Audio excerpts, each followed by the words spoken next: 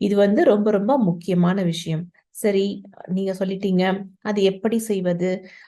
இந்த பணம் பத்தவில்லை அப்படிங்கிற எண்ணமே என்கிட்ட நெறைய இருக்கிறது. இந்த பணம் என்ன மரத்துல காய்க்கிறது?